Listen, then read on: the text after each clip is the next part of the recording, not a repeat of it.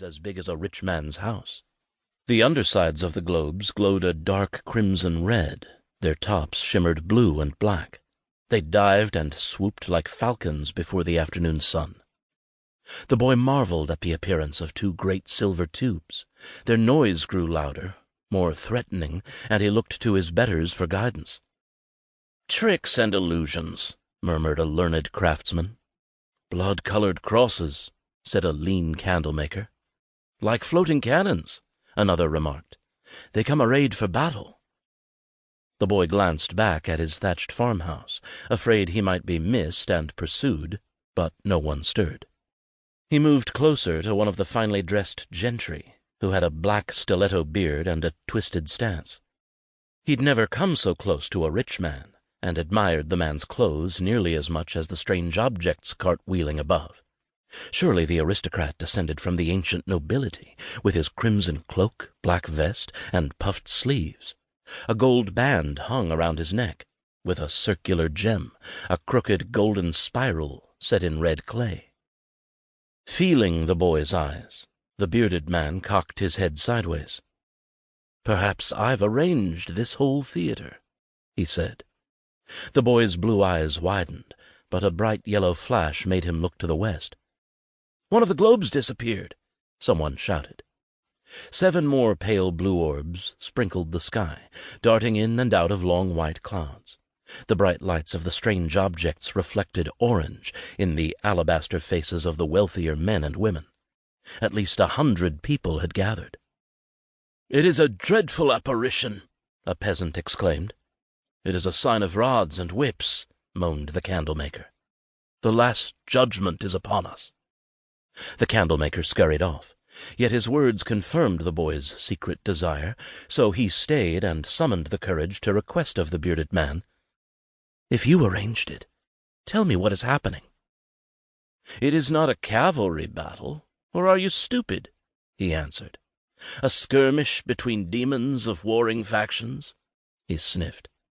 "I smell yellow crystals. Are we in danger?" The aristocrat didn't say. He strutted away and took the reins from his groom, who inclined his head in deference. The rich man mounted his black steed and rode off.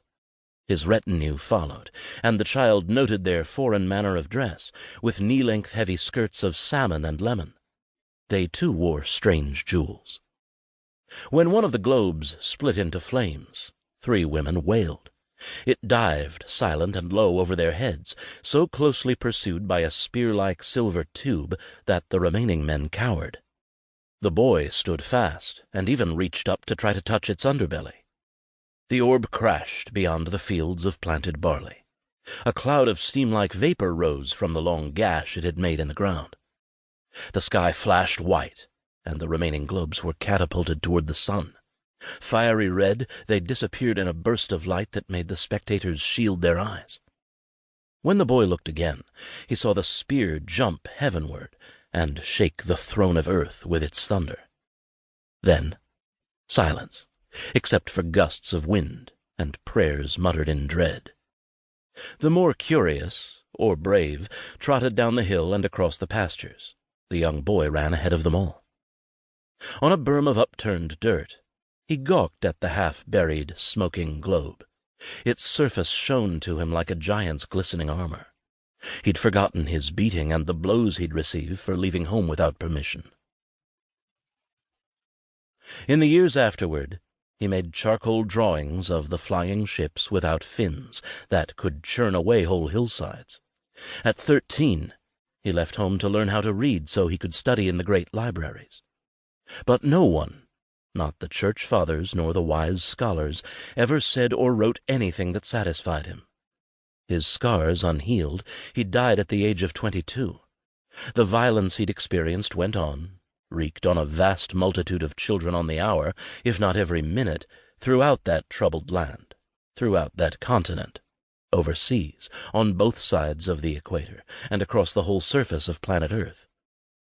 During that little boy's short, painful life, however, his fervent desires had migrated to invisible fields radiating around the planet and fused with those of others who had beheld similar wonders. There, in the cyclic depository of time,